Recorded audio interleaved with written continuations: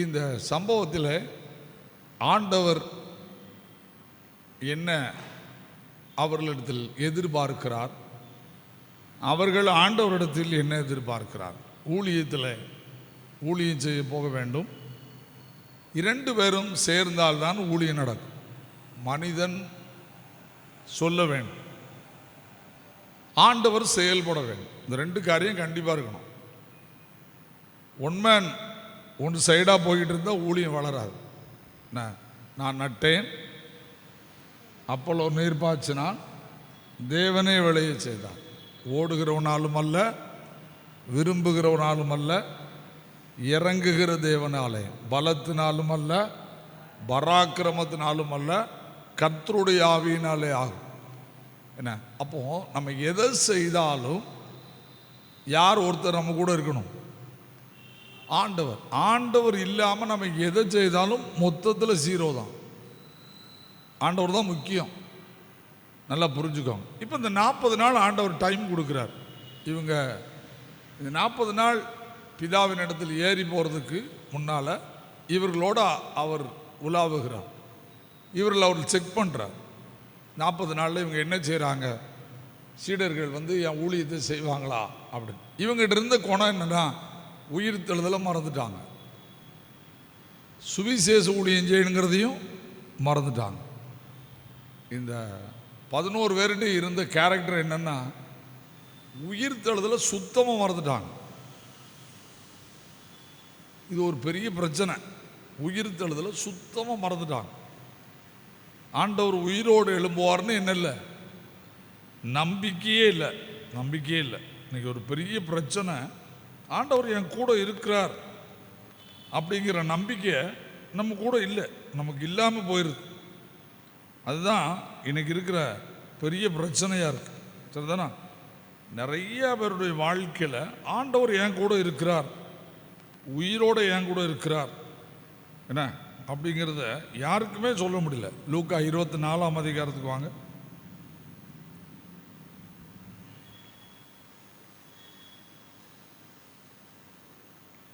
11ஆம் வசனத்தை வாசிங்க.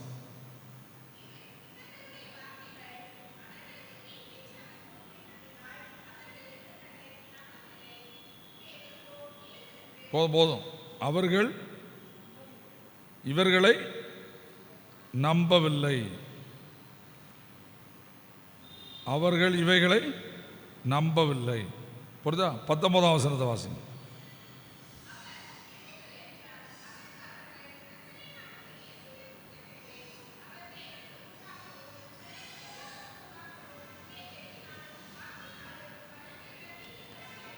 ஆண்டவரை யாரா மாத்திட்டாங்க? ஆண்டவரை பார்க்கல, எப்படி பார்க்காங்க? தீர்க்கதரிசியாக பார்த்துட்டாங்க. அடுத்து நீங்க பாருங்க 25ஆம் வசனம்.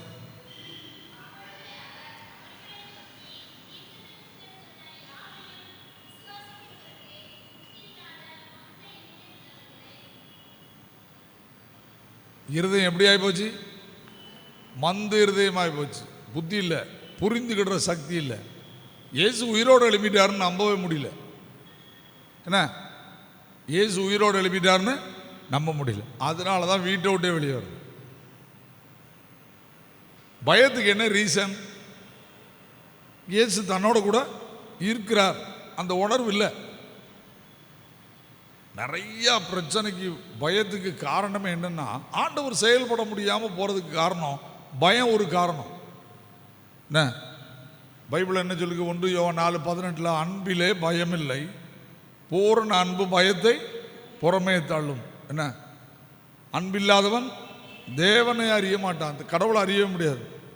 என்ன? நம்முடைய கிறிஸ்தவ வாழ்க்கையில் பயம் இல்லாமல் வாழணும்னா, ஆண்டவர் இந்த உலகத்தில் நம்மளுக்கு கொடுத்துருக்கிற மிகப்பெரிய ஆசீர்வாதம் பரிசுத்த ஆவியானவர். அந்த பரிசுத்த ஆவியானவர் யார்? ரோமர் 5 அதிகாரம் 5ஆம் வசனத்தில் இருக்கு. மேலும் நமக்கு அருளப்பட்ட பரிசுத்த ஆவியினாலே தேவ அன்பை நம்முடைய இருதயங்களில் ஊற்றினார், அந்த அன்பு நம்மை வெட்கப்படுத்தாது அப்படின்னு தான் இருக்கு. அந்த அன்பு ஒரு நாள் நம்மளை என்ன செய்யாது? வெட்கப்படுத்தாது. அப்போ தேவ அன்பு எனக்குள்ள இருக்கணும் அப்படின்னாலே, இருந்தாலே எது பெயரணும்? பயம் பெயரணும். தேவன் என்னோட கூட இருக்கிறார், பரிசுத்த ஆவியானவர் என்னோட கூட ஆட்சி செய்கிறார், எனக்குள்ள பயம் இருக்கவே கூடாது. இன்னைக்கு இது பெரிய பிரச்சனை என்னன்னா, சீசர்களுக்கு இருந்தது உயிர் தெழுந்தாருங்கிற நம்பிக்கை இல்லாததுனால இயேசு தன்னோடு கூட இருக்கிறார் இருப்பாருங்கிற நம்பிக்கையே அது போச்சு. அவர் உயிரோடு தான் இருக்கிறாருங்கிற நம்பிக்கையே இல்லை. ஈஸ்டர் அன்னைக்கு பார்த்துருக்காங்க அவரை, சாயங்காலம் எம்மாவூருக்கு போகும்போது பேசியிருக்காங்க. பேதுருவும் கூட இருக்கிறான், புரிஞ்சுட்டா? இன்னொரு சீடரும் கூட இருக்கிறான். கூட சேர்ந்து நினைச்சிருக்காங்க. ஆண்டவர் காமிக்கிறார், எப்பா அவர்கள் இருதயம் கொழுந்து விட்டு எரிந்த அளவுக்கு அற்புதம் செய்திருக்கிறார். வசனத்தை சொல்லியிருக்கிறார். எது வரைக்கும் பேசியிருக்கிறாரு? மோசையிலிருந்து ஆரம்பித்து பேசியிருக்காரு. வேதத்தை அவ்வளோ அழகாக கற்றுக் கொடுத்துருக்காரு. இவ்வளோ கற்றுக் கொடுத்த பிறகும் இயேசு உயிரோடு இருக்கிறாருன்னு என்ன செய்ய முடியல, சொல்லவே முடியல. நம்ம இன்னைக்கு இயேசு உயிரோடு இருக்கிறாருன்னு சொல்ல மாட்டோம், என்னோடு இருக்காருன்னு சொல்ல மாட்டோம். நமக்கு பிரச்சனை என்னன்னா, அவன் உயிரோடு இருக்காருன்னு சொல்லலை, நம்ம இப்போ என்ன சொல்ல மாட்டோம், ஏன் கூட இருக்காருன்னு சொல்ல மாட்டோம். அதுக்கு ரெண்டு காரியம். ஒன்று நம்முடைய கேரக்டர். நான் நல்லா கோவப்பட்டு தாறுமாற கெட்டவர் சொல்லி ஏசிட்டு தண்ணி அடித்தேன்னா நான் ஏசி என் கூட இருக்காருன்னு சொல்லுவோமா? சொல்ல மாட்டோம், புரிஞ்சுட்டா? அதே மாதிரி பாவம் செய்தால் ஏசு என்னோட கூட இருக்காருன்னு சொல்ல முடியாது.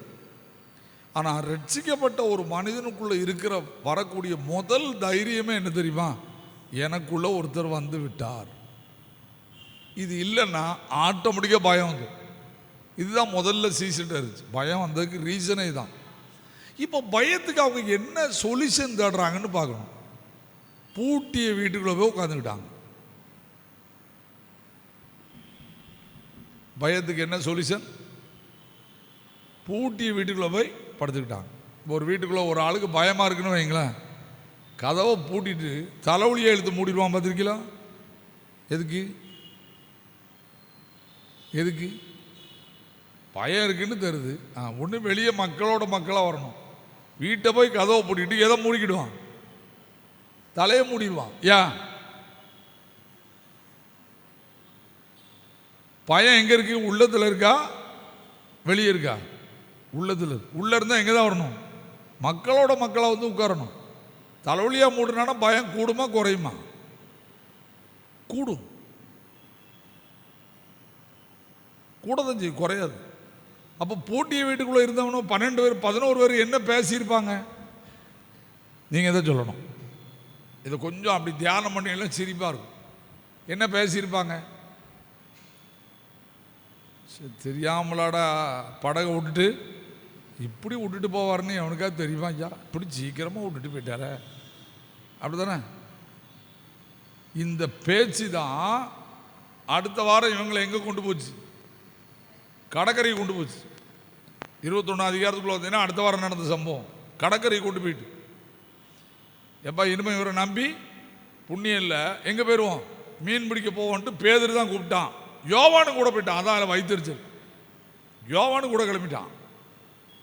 என்ன?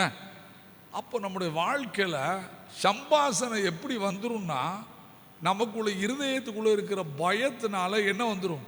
அவிசுவாச வார்த்தைகள் வந்துடும். அப்போ நமக்கு இன்னும் பயம்தான் வருமே தவிர என்ன வராது? நம்பிக்கை வராது, விசுவாசம் வராது, தைரியம் வராது. 11 பேர் உள்ளே உட்காந்து என்ன பேசுனான்னு எழுதலை. இப்போ ஆண்டவர் அத்தனையும் கவனிச்சுக்கிட்டு இருக்காரு. ஓஹோ, இவங்க என்ன நினைக்காங்க? இந்த வீட்டுக்குள்ளே இருந்தால் நம்மளை ஒருத்தரும் ஒன்றுமே செய்ய முடியாதுன்னு நினச்சிக்கிட்டு இருக்காங்க.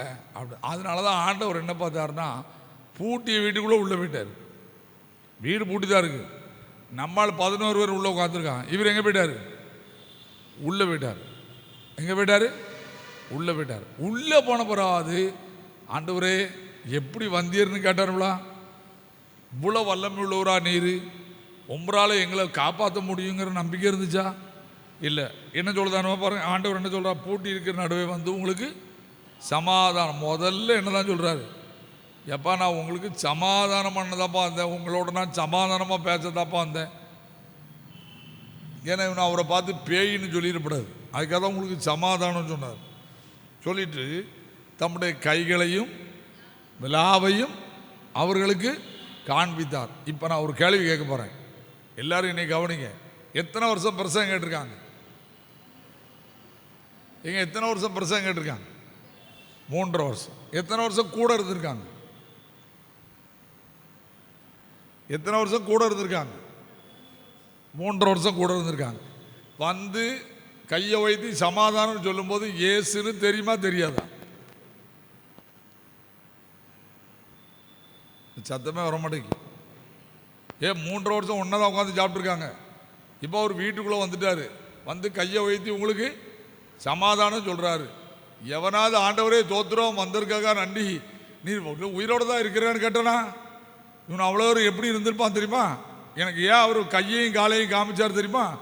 அத்தனை பேர் பித்து பிடிச்ச மாதிரி இப்படி இருக்கான். யாரில் உள்ளே வந்துட்டாரு. நான் சொல்கிறது உங்களுக்கு புரியுதா? நீங்கள் அந்த சம்பவத்தை படித்து பார்த்தா சிரிப்பாக இருக்கும். இப்போ ஆண்டவர் எப்பா நான் தான்ப்பா, என் கையை கொஞ்சம் என்ன செய் பாரு, என் விழாவா சொல்லுங்க.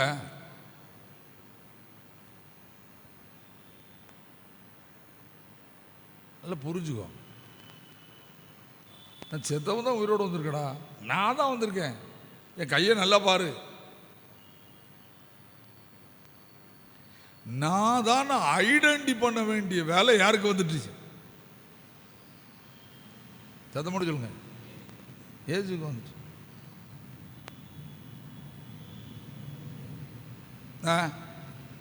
நல்லா யோசிங்க. நான் தான் ஐடென்டி பண்ண வேண்டிய நிலைமை வந்துருச்சு. அப்போ பயத்தினுடைய விளைவு என்னன்னா, முன்னாள் நிற்கிற ஆண்டவர் கூட ஆண்டவர்னு நினைச்ச முடியல, கண்டுபிடிக்க முடியல. சத்தமும் காத்துக்குள்ள போக மாட்டேங்குது. இயேசு சத்தம்னு சொல்ல முடியல.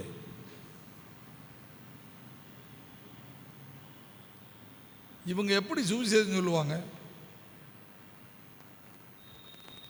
இது ஏன் எழுதி வச்சிருக்கு தெரியுமா? இதுதான் மனிதன், இதுதான் மனிதன். நம்ம என்னதான் இந்த உலகத்தில் வாழ்ந்தாலும் சில ப்ராப்ளங்கள் நம்ம செயல்பட விடாமல் லாக் பண்ணி வச்சிரும். அது கண்டிப்பாக நடக்கும். இந்த டைமில் தான் நம்ம வாழ்க்கை எப்படி இருக்கணும் அப்படிங்கிறது இதில் ஆண்டவர் என்ன செய்கிறாருன்னா, என்ன இப்போ 21ஆம் வசனத்தில் வாசிப்பார். இயேசு மறுபடியும், ஏன் மறுபடியும் சமாதானம் சொன்னார்? இவனுக்கு இன்னும் பயம் போல, கையை காட்டின பிறகும் பயம் போல, இடுப்பை காட்டின பிறகும் பயம் போல. அப்போ ஆண்டவர் இப்போ பார்க்காரு, என்னன்னா இந்த அளவுக்கு கோலப்பயிலுடைய நான் 11 பேரை எடுத்தேன் அப்படின்னு சொல்லிட்டு திரும்ப அவங்கள நோக்கி என்ன சொல்றாரு? எப்பா உங்களுக்கு மறுபடியும் என்ன உண்டாகட்டு? சமாதானம். சமாதானங்கிற வார்த்தைக்கு அங்கே நீங்கள் சமாதானம் டிரான்ஸ்லேட் பண்ணியிருக்காங்க. ஆனால் ஆக்சுவலி அங்கே என்ன இருக்குன்னா, அமைதி உண்டாகட்டும் உங்களுக்குள்ள, பயம் வேண்டாம். நான் சொல்றது புரியுதா? அமைதி உண்டாகட்டு, என்ன நம்பு, நான் தான். யோசிங்க. சொல்லிட்டு இப்போ அவங்களுக்கு வயிற்றுல புளி கரைக்கிற மாதிரி ஒரு வார்த்தையை சொல்றாரு பாருங்க. சரிப்பா நல்லா படுத்து தூங்குங்கப்பா, நான் 5:10 2 மணி ஆசீர்வதிச்ச மாதிரி தினமும் என்ன செய்கிறேன், வாரேன் உங்களுக்கு அப்பம் தாரேன்னு சொன்னால் அல்லையா போட்டுருப்பாங்க. பிதா என்னை அனுப்பினது போல. யாரை பார்த்து ஆண்டவர் அப்படி சொன்னார் சொல்லுங்க? ஆக பயந்தாங்குழிகளை பார்த்து ஆண்டவர் சொன்னார், நீங்கள் தாண்டா எனக்கு வேணும்னார். திரும்ப புரிஞ்சுக்கோங்க. ஆண்டவர் வந்து ஒரு பெரிய வீரனெல்லாம் தேடலை. நீ போதும், எனக்கு வேற யாரெல்லாம் வேண்டாம். நம்ம அடிக்கடி சொல்லோம்ல, நான் அதுக்கு தகுதியே இல்லைல்ல. யார் தான் தகுதின்னு ஒரு ஆளை என்கிட்ட சொல்லுங்க பார்ப்போம். ஒரு ஆளை தகுதியான ஆளை சொல்லுங்க பார்ப்போம். நாட்டு 12 பேர் 3.5 வருஷம் இருந்தே தகுதி இல்லை. ஒருத்தருமே தகுதி கிடையாது. என்ன யாராவது இந்த சாப்பாடை சாப்பிட நான் தகுதி இல்லைன்னு சொல்றதை பார்த்துருக்கீங்களா?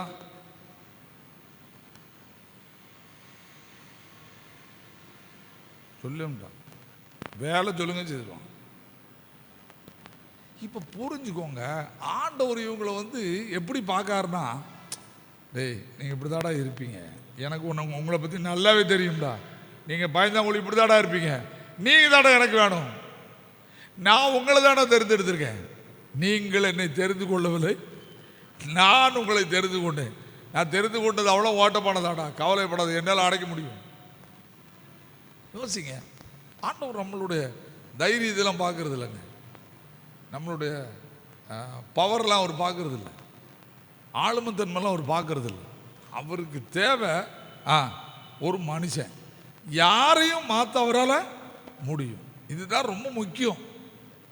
நம்ம எப்போவுமே என்ன சொல்லணும்னா, கர்த்தாவே சொல்லும் அடியேன்னு கேட்குறேன், கர்த்தாவே சொல்லும் நான் போய் செய்கிறேன், இதைத்தான் அவர் எதிர்பார்ப்பார். என்ன மோசை எத்தனை நேரம் சொல்லுவான், கொன்னை வாயுடையம்மா, கொன்னை திக்கு வாயுடையம்மா, எனக்கு ஒத்தையில் போக முடியாதும்மா, அப்புறம் யாரை அனுப்புமா, ஆரோனை அனுப்புமா, விட்டாரண்ணே கடைசி வரைக்கும் யாரை விடலை, மோசை விடலை. வாயா நீ கொன்ன வாய்மனு எனக்கு தெரியும், நீ மந்த நாவலோன்னு எனக்கு தெரியும், அதனால தானே ஒன்று தேடி வந்தேவா.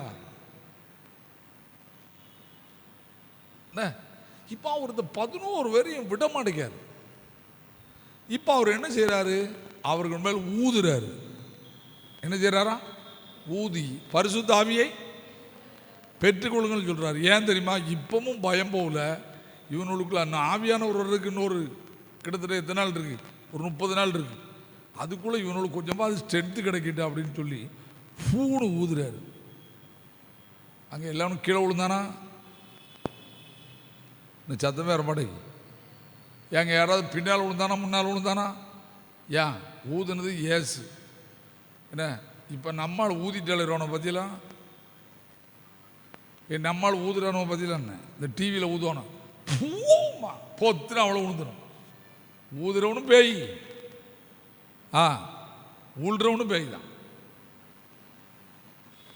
இன்னும் ஒரு படியை பார்க்கல, என்ன பரிசுத்தாவியான ஒரு ஊதினார்னா ஸ்ட்ரென்த்து தான் கிடைக்கும்.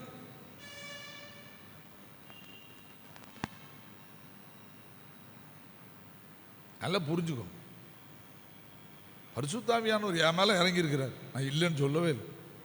நான் ட்ரைனிங் ஸ்கூலுக்கு படிக்கும்போது ஆல்டரில் தான் போய் ஜெபம் பண்ணுவேன், எங்கள் சாப்பலில் ஆல்டரில் தான் உட்காந்து ஜெபம் பண்ணுவேன்.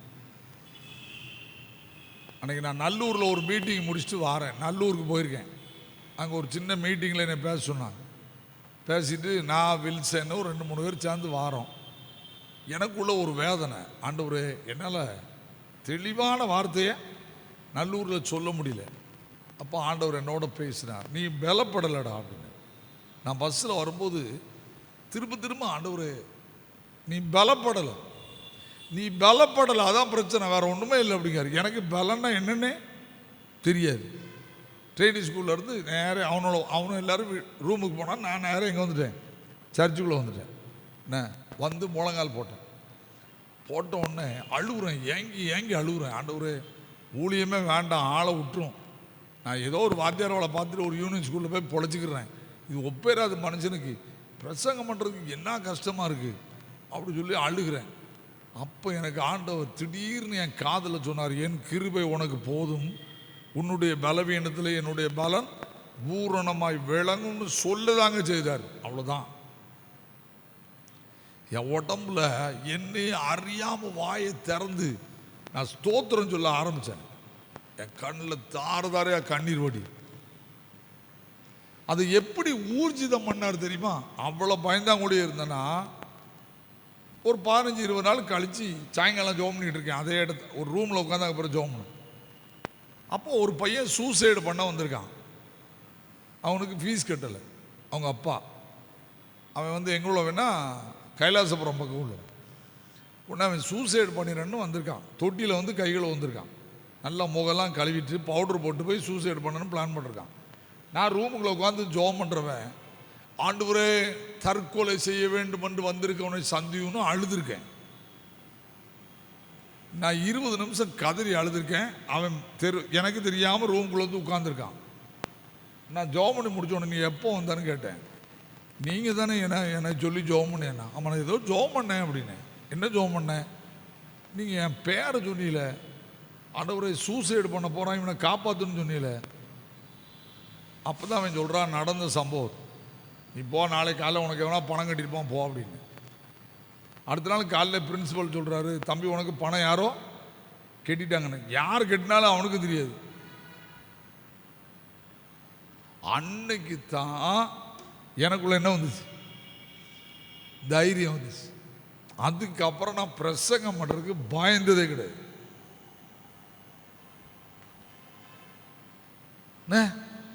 அப்போ நம்ம பயப்பட தான் செய்வோம். இப்போ அப்போஸ்தலர் 1:8 படித்து பாருங்க. பரிசுத்த ஆவியானவர் உங்களிடத்தில் வரும்போது பலனடைந்து. இந்த ஆவியானவர் எப்போ வருவார்? ஒரு மனம் எப்போ வருதோ அப்போ வந்துடுவார். நாம் எப்போ இயேசுவோட ஒரு மனம் போடுறோமோ அப்போ அவர் இறங்கிடுவார். அது வேற ஒன்றுமே இல்லை, ஒரு பவர்லாம் கிடையாது, ஒரு பொசஸ் கிடையாது, அது ஒரு ஆள் தத்துவம் முடியாது. தெளிவாக நம்மோட நான் அவன் கூட இருக்கேன் பாரு, அவ்வளோதான். அப்படியே உள்ள வந்துடுவார். இதுதான் இன்னைக்கு தேவை. நீங்கள் உங்கள் ஜெபத்தில் மேக்சிமம் தேவ பலனை எதிர்பார்க்கு. இன்னைக்கு நிறைய பேர் ஜெபம் பண்ணுறாங்க, அந்த பிரசன்ஸில் உட்காந்து ஜெபம் பண்ண மாட்டேங்கிறாங்க. என்ன ஆவியினாலே ஜெபம் பண்ணி அப்படின்னா அதான். நீங்கள் ஆவியினாலே ஜெபம் பண்ணோடனே அந்நிய பாஷையில் ஜெபம் பண்ணுறது மட்டும் கிடையாது.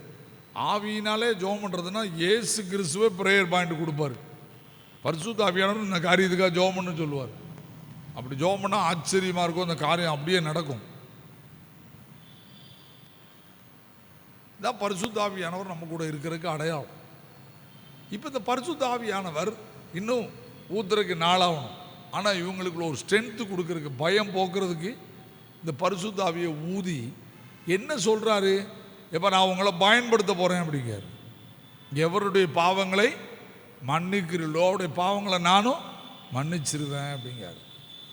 நீங்கள் தான் எனக்கு வேணும், நான் உங்களை பயன்படுத்த போகிறேன் அப்படின்றார். பரிசுத்த ஆவியானவர் ஒரு மனிதனுக்குள்ளே வந்துட்டாலே அவனால் சும்மா இருக்கவே முடியாது, பயன்பட ஆரம்பிச்சார். பரிசுத்த ஆவியானவர் வந்த பிறகு 3 காரியம் நடக்கலையா அவன் முடிஞ்சான். ஒன்று பாவம் செய்கிறவன், இன்னொன்று வேதம் வாசித்து ஜெபம் பண்ணாதவன், மூணாவது தேவன் அவனுக்கு நம்பி வேலை சொல்லலையா அவன்கிட்ட என்ன இல்லை, மேக்சிமம் ஹோலி ஸ்பிரிட் இல்லை. பரிசுத்த ஆவியானவர் உள்ள வந்தார்னா அவர் வேலையை சொல்ல ஆரம்பிச்சிருவார், இதை செய்யுன்றார். அது வந்துட்டாலே போதும். பார்க்க சாதாரணமாக தெரியும், ஆனால் ஆண்டவர் நம்மளை பயன்படுத்துவார், சாதாரண பயன்படுத்துவார். என்ன இதுதான் உண்மை, இதுதான் இந்த அதிகாரத்தில் இருக்கு. நான் உன்னை பயன்படுத்த போகிறேங்கார். நமக்கு நம்பிக்கை இருக்கா நம்மளை பயன்படுத்துவார்னு? இப்போ யாராவது உங்ககிட்ட எனக்காக கொஞ்சம் ஜெபம் பண்ணுங்க, தலையில் கவிச்சு ஜெபம் பண்ணுங்கன்னு நினச்சிவோம். அண்ணா அங்கே போட்டு நிற்கிறப்பார், அவர்கிட்ட போப்போம். என்னது ஏன்னு கேட்குறதுக்கு பழிச்சிடும். உங்களை பார்த்து ஒரு பையன் ஐயா என் தலையில் கவிச்சு ஜெபம் பண்ணுங்கன்னு சொல்கிறோம். இப்போ நம்ம என்ன செய்வோம்? நம்ம சீடர்களோட மோசமான ஆள். அவனால பயந்து போய் உட்காந்தான். நம்ம அடுத்த ஆளை கை காட்டுறதுல கரெக்டாக உட்காந்து நான் இருக்கிறாங்கப்பா, ஆனால் அவர் தான். என்ன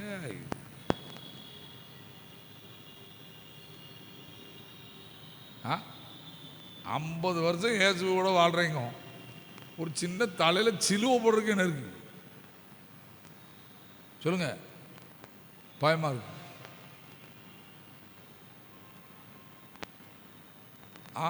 அவனாவது பூட்டிய வீட்டுக்குள்ளே இருந்து பயந்தான். நம்மாள் இப்போ சிரிச்சுக்கிட்டே கேட்கேன், உங்கள் வீட்டு மாப்பிள்ளை ராத்திரி 12 மணிக்கு எழும்பி அம்மா எனக்கு காய்ச்சல் அடிக்குமா, எனக்காக முழங்கால் போட்டு தலையில் கை வச்சு ஜெபம் பண்ண என்ன சொல்லுவோம்? உங்கள் வீட்டு ஐயாவை தான் சொல்கிறேன், நான் என்னையும் சொல்லுது. உங்கள் வீட்டு ஐயா உங்களை கூப்பிட்டு ஜெபம் பண்ணுன்னு சொன்னால் எத்தனை பேர் தலையில் கை வச்சு ஜெபம் பண்ணும்? இது நான் மத்தியானம் 6 கேட்டிருக்கணும், காலையில் 6 கேட்டிருந்தா இதை சுவாலின்னு இருப்போம். அப்படி தானே? உங்கள் பெஞ்சாதி ராத்திரி 10 மணிக்கு எழுப்பி, இப்போ எனக்கு ஒரு மாதிரி தலை சுற்றுற மாதிரி இருக்குது, ஏதோ பேய் வந்த மாதிரி இருக்குது, எனக்காக கொஞ்சம் தலையில் கை வச்சு ஜோம் பண்ணுங்கன்னு சொன்னோன்னே நம்ம ஆளு என்ன சொல்லுவான் தெரியுமா? நீ காலையிலேருந்து டென்ஷன் ஆகும் போது எனக்கு தெரியும் உங்ககிட்ட ஏதோ ஒரு வித்தியாசம் இருந்துச்சு பார்த்துக்க, அதனால தான் நீ இந்த டான்ஸ் ஆடுதா. அவள் அதுக்கு தானே உன்னைய ஜோம் பண்ண சொல்கிறா.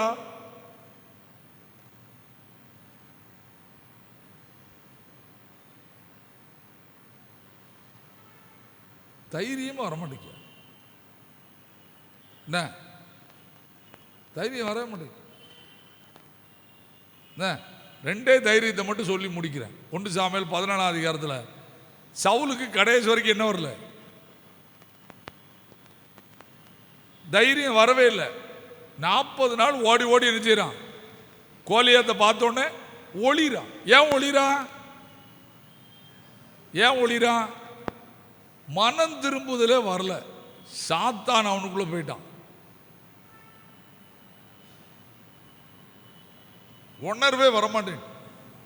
யாருக்கு தைரியம் வராது தெரியுமா? செய்த பாவத்தை உணர்ந்து ஆண்டவர்கிட்ட மன்னிப்பு கேட்கலையா, ஒரு நாள் தைரியம் வராது. நீ படிச்சுக்கோ. நீங்க ஒரு சின்ன தப்பு பண்ணாலும் பரிசுத்த ஆவியானவர் அந்த தப்புன்னு தான் சொல்லுவார். அவர் வந்து இதை நீ இப்படி செய்திருக்கலாம் அதெல்லாம் சொல்லவே மாட்டார். ஒரு நாள் பரிசுத்த ஆவியானவர் யாருன்னா பாவத்தை குறித்தும் நீதியை குறித்தும் நியாய தீர்ப்பு குறித்தும் கண்டித்து உணர்த்துக்கிறவர். தப்புனா தப்பு தான் பாண்டுவார். இப்போ நம்ம மன்னிப்பு கேட்டோம்னா நமக்குள்ள முதல்ல பயம் பெறும். இந்த சவுலு கடைசி வரைக்கும் இப்படிதான் இருந்தான். சரி, அவனுக்கு எத்தனை நாள் சான்ஸ் கொடுத்தாரு? எத்தனை நாள் சான்ஸ் கொடுத்தாரு? சத்தப்படி சொல்லணும். 40 நாள் சான்ஸ் கொடுத்தாரு. 40 நாள்ல ஒரு நாளாவது உணர்வு வந்துச்சா? இதுதான் எனக்கு பிரச்சனை. முடிஞ்சு போச்சு. நிறைய நேரம் மட்டும் ஏன் பயத்தில் உணர்வு வர மாட்டேங்குன்னா, ஆண்டவர் நம்மளை விட்டு விலகிட்டார். என்ன உணர்வு உள்ள ஆவியானவர்? ஏசாயா 11 அப்படிதான் சொல்லியிருக்கு. ஆவியானவர் யார்? உணர்வு உள்ள. அண்ணா ஒரு படியை பாக்கில நீங்கள் அன்னைக்கு அழகா ரூசோன்னு அழகாக அதை விளக்குனாரு. ஆனால் அவருக்கு நேரம் இல்லாமல் கடகடான்னு போனார்.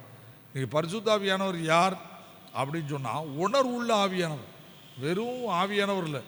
என்ன வாசிங்க 2ஆம் வசனம். ஞானத்தையும் உணர்வையும் அருளும். ஞானத்தையும் உணர்வை தந்துடுவார். உணர்வு இல்லைன்னா ஞானம் வேலை செய்யாதுங்க. இந்த உணர்வை உங்களுக்குள்ள தந்துட்டார்னா நம்ம தப்பிச்சிருவோம். ஆனால் இந்த சவுலுக்குள்ள கடைசி வரைக்கும் என்ன வரல? உணர்வு வரவே இல்லைங்க, வரவே இல்லை. இப்போ சிம்சோன் எடுங்க. சிம்சோன் ஆவியானவர் அவனை விட்டு போயிட்டார். கண்ணு பிடுங்கியாச்சு, கையில் விலங்கு, எல்லாம் சிக்கிக்கிட்டான், தப்பவே முடியாது.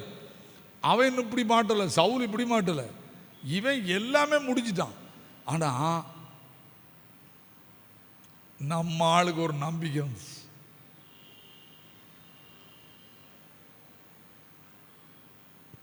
நான் சொல்றது புரியுதா?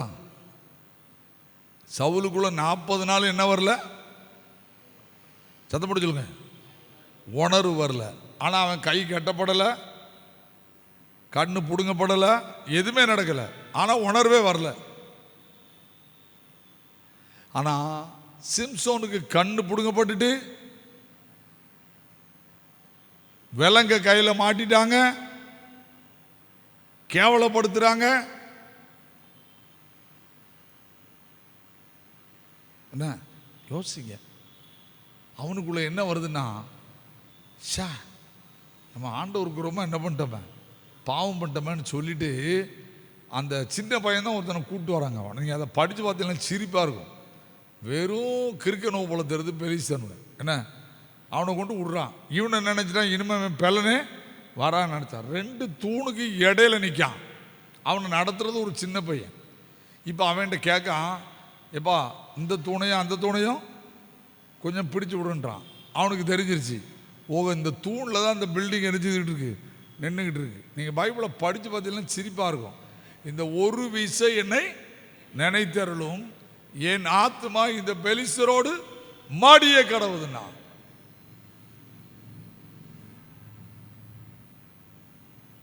இப்போ அவனுக்கு உணர்வு வந்துச்சு, ஆண்டவர் நோக்கி கூப்பிட்டான்,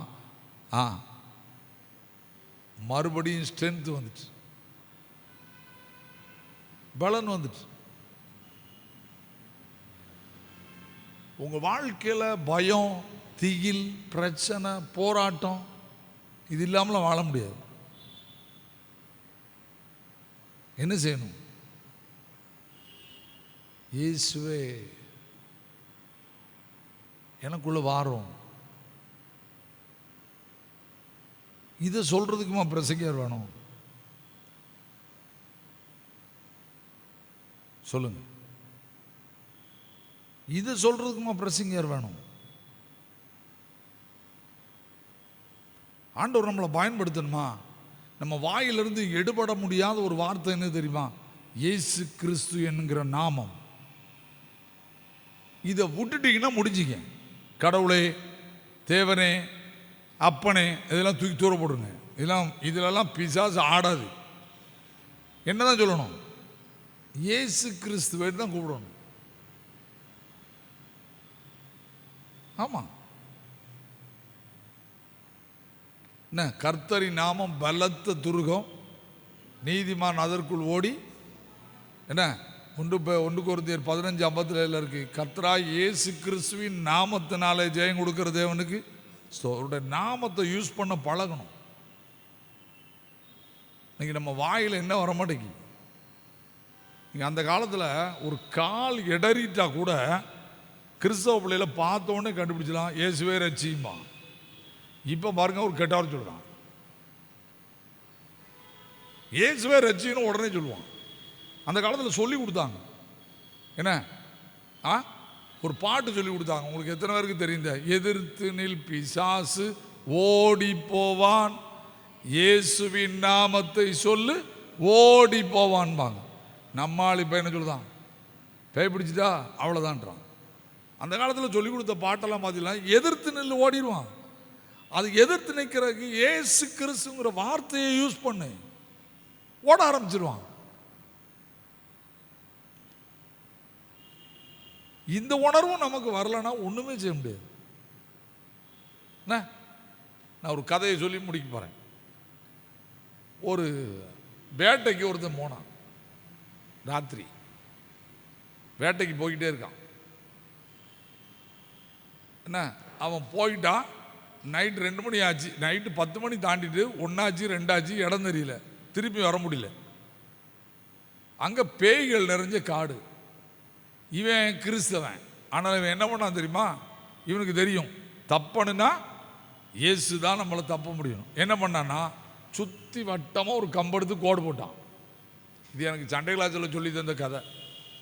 சுற்றி வட்டமாக ஒரு கோடு போட்டு வரிசையை சிலுவையை போட்டான், போட்டு உள்ளே படுத்துக்கிட்டான். இப்போ அங்கேருந்து பேயெலாம் வந்துச்சான். வந்து இவனை சுற்றி கும்மி அடிச்சிச்சான். அழகா கும்மி அடிச்சுட்டு உள்ளே போகணுன்னு சொல்லும்போது தான் ஹெட் ஆஃப் த டிபார்ட்மெண்ட்டில் உள்ள பேய் சொல்லிச்சான், பானை ஓட்ட பானை தான், முத்திரையோ ராஜமுத்திரை தாண்டுனா நீ தொலைஞ்ச.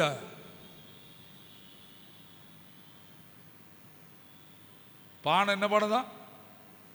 ஓட்ட பானை தான். உள்ளே படுத்திருக்கிறது ஓட்ட தான். ஆனால் முத்திரை யார் முத்திரை? ராஜமுத்திரை. தொட்டன நீ தொலைஞ்ச. இவன் கேட்டுக்கிட்டு படுத்திருந்தானா. என் வாழ்க்கையில் ஒரு மறக்க முடியாத சம்பவம் இருக்குது, நிறையா இருக்குது. அதில் ஒன்று ரொம்ப ஆச்சரியமானது. நான் கொம்படி கோட்டைன்னு ஒரு ஊர் இருக்கு, என்ன அணுக்கிறபுரம்னு சொல்லுவாங்க. அதில் ஸ்கூலில் பில்டிங்லாம் விழுற மாதிரி இருக்குது. அதான் பள்ளிக்கூடத்தை கெட்டுவோமான்னு எவனா கொத்தனா இருந்தால் வர சொல்லினார். உடனே எனக்கு மேனேஜர் சிம்சியாமனியா ஜோக்குமார், அதை கெட்டல, இந்த மனுஷன் எல்லாத்தையும் நாசமாக்குறான், பள்ளிக்கூடம் விழுந்துட்டுனா போச்சு. சரி நான் கெட்டுறேன்னு சொல்லிட்டு பழைய பில்டிங்லாம் ஓட்டெல்லாம் இறக்கிட்டு திரும்ப கொத்தி பூசுறதுக்கு ஒரு கொத்தனார் வர சொன்னோம். அவர் யாருன்னா முதலூரில் உள்ள சிலான் பெண்டிகாஸ்டில் உள்ளவர், இலங்கை பெந்தகோஸ்தில் உள்ள பெந்தகோஸ்தை. அதனால் அவர் நான் வாரேன் அப்படின்னு வந்துட்டார். வந்து அவரும் நானும் என்ன பண்ணிக்கிட்டு இருக்கோம், கெட்டிக்கிட்டு இருக்கோம். எனக்கு வேலை என்னன்னா அவர் சிமெண்ட் ஒழுங்காக போடுறாரான்னு பார்க்கணும், பள்ளிக்கூடத்தையும் பார்க்கணும், அங்கேயும் போகணும், பள்ளிக்கூடத்தையும் பார்க்கணும், அங்கேயும் போகணும். அவர் என்கிட்ட நல்ல கதை சொல்லுவார். ஒரு நாள், ஐயா பிரசங்கர் ஐயா, உங்கள் விசுவாசத்தை வளர்க்குறக்கா ஒரு கதை சொல்ல போகிறேன்னாரு. சொல்லுன்னே. மொனஞ்சிப்பட்டின்னு ஒரு ஊர் இருக்குது, சாத்தாங்குளத்துலேருந்து அப்படி திருநெல்வேலி வந்தீங்கன்னா மூலகரப்பட்டி முளஞ்சிப்பட்டிம்பாங்க. இந்த முனஞ்சிப்பட்டி பக்கத்தில் நீங்கள் ரோட்டில் போனீங்கன்னா ஒரு எசக்கியம்மன் கோயில் இருக்குது. அந்த கோயிலை அவர் தான் கெட்டினவர். இவர் அதை போய் கெட்டுறதுக்கு இவரை கூட்டு போயிட்டாங்க. யாரா? கொத்தனார். இவர் கேட்டுக்கிட்டு இருந்திருக்காரு. கடைசியில் அந்த எதை தூக்கி வைக்கணும், சிலையை தூக்கி வைக்கணும். அந்த சிலையை தூக்கி வைக்கும்போது என்ன பண்ணுவாங்கன்னா, வெண்கலத்தில் உள்ள 4 நாவோ 50 பைசாவோ எடுத்து நினச்சிவாங்க, தெச்சனைன்னு வச்சு தான் அந்த சிலையை தூக்கி மேலே வைப்பாங்க. இப்போ அந்த தெச்சனையை கொடுத்துட்டாங்க, 4 அணாவை தூக்கி கொடுத்துட்டாங்க, 25 பைசாவை. அவர் தூக்கி வச்சுட்டு அவருக்கு ஒரு பழக்கம் என்னென்னா, சிலுவை போடாமல் எதையும் தூக்கி என்ன செய்ய மாட்டார், வைக்க மாட்டார். படக்குன்னு எதை வச்சு சிலுவை போட்டார், அந்த கரண்டியை வச்சு சிலுவை போட்டு எதை தூக்கி மேலே வச்சுட்டார், அந்த சாமி சிலையை தூக்கி மேலே வச்சுட்டார். வச்சுட்டு அவர் கட்டடத்தை முடிச்சுட்டு போயிட்டார். அடுத்த நாள் வெள்ளிக்கிழமை அதிகாலை சாமிக்கு குருபூசை கொடுத்து சாமியை அந்த கோயிலை மாற்றணும். பிராமின்ஸ்லாம் வந்து ஓதிக்கிட்டு இருக்காங்க. மணி 12 ஆச்சு. சாமி ஆடி வருது, ஒருத்த மேலே வந்து இறங்குது. ஒருத்த மேலே இறங்கி வந்து, உள்ளே போ, சிலைக்குள்ளே போ, உன்னை பிரதிஷ்டை பண்ணுறேன்னா அந்த சாமி சொல்லி பார்க்கான். போக முடியாது. ஏன்? உள்ள ராஜமுத்திரை இருக்கு, உள்ள ராஜமுத்திரை இருக்கு. எத்தனை மணினா ராத்திரி 1:30 மணி. இப்போ ராஜமுத்திரை என்ன செய்யணும்? ராஜமுத்திரை எடு, நான் போவேன்.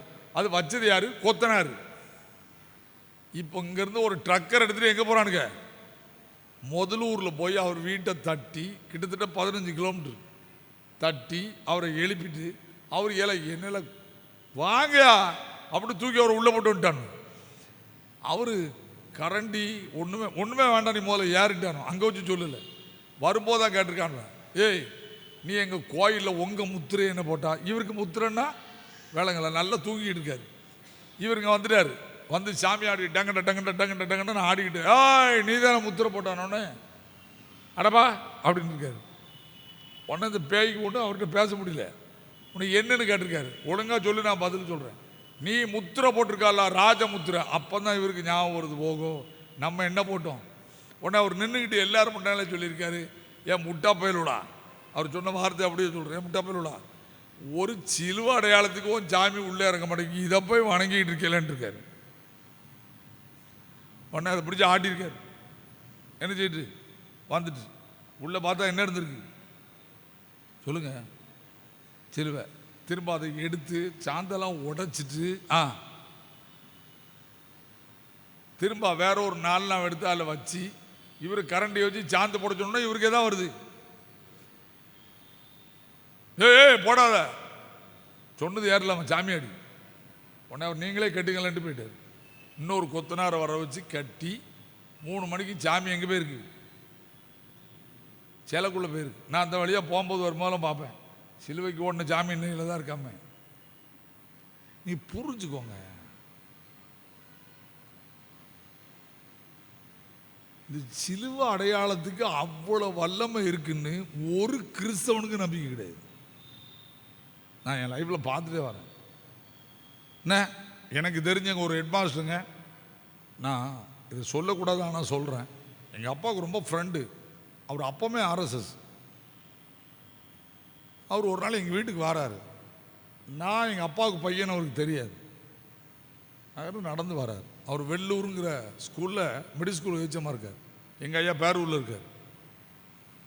நான் அப்படி பார்க்கேன், தம்பி ஏசுடையன் சார் வீடு இது, அந்த இருக்கலாம், அந்த வீடு தான். அந்த ப்ளஸ் போட்டிருக்காதான்னா சிலுவை போட்டிருக்குது அப்படின்னு. இல்லை ப்ளஸ் போட்டிருக்குண்ணா, அடுத்த வாரம் ஹார்ட் அட்டாக்ல அவுட்டுங்க.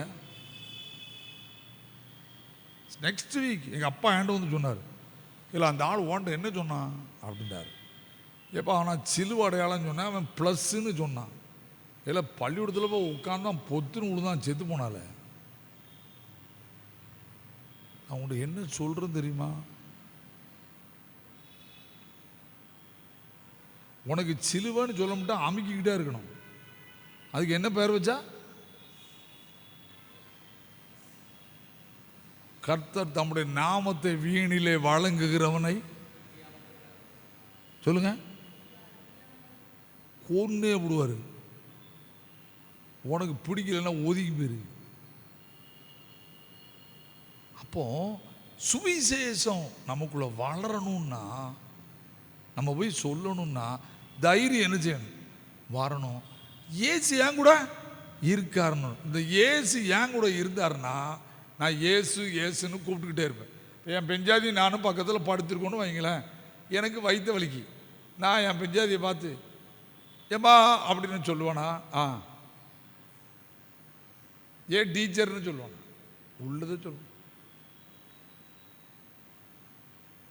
ஏய் டீச்சர்னு சொல்லுவானா? என் பெஞ்சாதியை ஏமான்னு கூடுவானா? உள்ளதை சொல்லணும். டீச்சர்னு கூப்பிட்டா உறவுல லிங்க் இருக்கு, எங்கோ வில்லங்க இருக்குன்னு அர்த்தம். நான் சொல்றது புரியுதா? கடவுளே உனக்கு அவருக்கு வில்லங்க இருக்குன்னு அர்த்தம். ஆண்டவரே ஒப்பிரமாட்டா, உன்னால இயேசுவேன்னு கூப்பிட முடியலையா? சிக்கல் ஆரம்பிச்சு. நான் என் ஊழியத்தில் நிறைய அனுபவம் பார்த்துருக்கேன். இயேசு கிறிஸ்துவேன்னு சொல்ல பழகுங்க. உங்கள் பிள்ளைகளுக்கு சொல்லி கொடுங்க, இயேசு கிறிஸ்துவே அப்படின்னு சொல்லி கொடுங்க. சும்மா கடவுளே ஆண்டவரே இதெல்லாம் பைபிள் காலேஜுக்காரன் வேலை. அதை ரொம்ப நம்பாதீங்க. நான் திரும்ப திரும்ப சொல்லிட்டேன். என்ன, வானத்தின் கீழே பூமியிலே ரட்சிக்கப்படுவதற்கு கடவுள்னு எழுதி வச்சிருக்கு. இயேசு கிறிஸ்துவின் நாமமே அல்லாமல் வேறொரு நாமம் கட்டளையிடப்படவில்லை. நம்ம செய்யறோமா இத? அகஸ்டின் ஜெபகுமார் அண்ணன்ட்ட ஒரு புதிய ஏற்பாடு கொண்டு வந்தாங்க. அந்த புதிய ஏற்பாடை என்ன செய்யணும்னாங்கன்னா, அதில் பலி ஆடு அப்படின்னு ஏசுன்னு போட்டிருந்த இடத்துல என்ன எழுதிட்டாங்க? பலி அப்படின்னு பலி ஆடுன்னு போட்டு பிராமின்ஸ்லாம், பீகாரில் உள்ள பிராமின்ஸ்லாம், இது கதை இல்லை, நடந்த சம்பவத்தை சொல்கிறேன், 250 300 புதிய ஏற்பாடையோ அடித்து அவர்கிட்ட கொண்டு வந்துட்டாங்க. அவரை பிரதிஷ்டை பண்ண சொன்னாங்க. அவர் அப்படி பார்த்தாரு, என்ன செய்யணும்? பிரதிஷ்டை பண்ண முடியாதுட்டார். ஏன் முடியாது? இயேசு கிறிஸ்துன்னு அடி நான் பிரதிஷ்டை பண்ணுறேன் ஐயா, எல்லாரும் ஏற்றுக்கிடுவாங்கய்யா, எல்லா மதத்தினருக்கும் பொதுவான நாமத்தை நாம் போட்டிருக்கோம். உடனே அவர் என்ன சொன்னார் தெரியுமா? ஒரு பேய் ஆடின பொம்பளை கூப்பிட்டார். அந்த புதிய ஏற்பாடு அடித்த அத்தனை பயல்களையும் கூப்பிட்டார். இப்போ அந்த பலி ஆடுங்கிற நாமத்தில் எதை துரத்து, இந்த பேய துரத்து அப்படின்னார். ஒரு பைபிள் காலேஜில் நடந்த சம்பவம். லெக்சர்ஸ் அத்தனை பேரும் சேர்ந்து பேசினாங்க. நோ, துரத்து. இப்போ தலையில் கை வச்சு விட்டுச்சு ஆடுற. இவர் இறங்கி வந்து ஏசுன்னாரு. அதை சொன்னா ஓடிடுவேன். நான் சொல்றது உங்களுக்கு புரியுதா? சுவிசேஷம் சொல்லணும்னா கடவுள் உன்னை நேசிக்கார், அதெல்லாம் கதை. நீ என்னதான் சொல்லணும்? இயேசு கிறிஸ்து உன்னை நேசிக்கார் தான் சொல்லணும். செய்து பாருங்க, நம்மை ஆண்டவர் கண்டிப்பா பயன்படுத்துவார், பாதுகாப்பார். தலை தாழ்த்துவோமா? கடன் முடுவோமா? ஆண்டவர் ஒப்பு கொடுப்போமா? ஆண்டவரே, எங்களுக்கு கொடுக்கப்பட்ட நாமம் இயேசு கிறிஸ்துங்கிற நாமம். இயேசு கிறிஸ்துங்கிற நாமம் பயம், திகில், தேவை அத்தனையும் சந்திக்கும். இயேசு கிறிஸ்து கூப்பிட்டோன்னு அவர் எங்க இருந்தாலும் ஆவியானவரா வந்து உங்க முன்னால் நிற்பாரு. ஏதோ வந்தோம் போனோன்னு இருக்காதுங்க. எல்லாருக்கும் பிரச்சனை உண்டு, எல்லாருக்கும் பிரச்சனை உண்டு. பயம் திடீர்னு வரும். கூப்பிட வேற யாருமே இல்லையா? தேவையும் இல்லை. சவுல் கடைசி வரைக்கும் ஆண்டவரை கூப்பிடல. சாக போறேன்னு சிம்சோனுக்கு தெரிஞ்ச உடனே பிதாவாகிய தேவன் இருக்கிறார்னு தெரிஞ்சு அவரை கூப்பிட்டான். அவன் பேரு ஏசாயா. எபிரேயர் 11 அதிகாரத்தில் உட்கார்ந்துருக்கு. விசுவாசிகளின் பட்டியல்ல கிருபை நிறைந்த ஆண்டவரே, எங்கள் வாழ்வில் பயமும் திகிலும் தான் எங்களை ஆட்டி படைக்கிறது. காரணம், எங்களுக்குள்ள உள் உணர்வு வர மறுக்கிறது. எங்களை மன்னியும். நாங்கள் இயேசு கிறிஸ்துவை சொல்லுவதற்கு வெட்கவே படக்கூடாது. உடைய நாமத்தை சொல்லி கூப்பிட்டு தப்பித்து கொள்ள எங்களுக்கு பலன் தாரும், வெற்றி அடைய பலன் தாரும், காப்பாற்றப்பட பலன் தாரும், பலனடைய பலன் தாரும். உடைய நாமம் பலத்த துருகம், ஓடி ஒளிந்து கொள்கிற பலனை எங்களுக்கு தாரும்.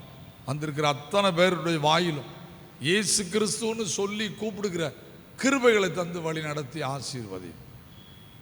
இயேசுவின் மூலம் ஜெபிக்கிறோம் பிதாவே, ஆமென்.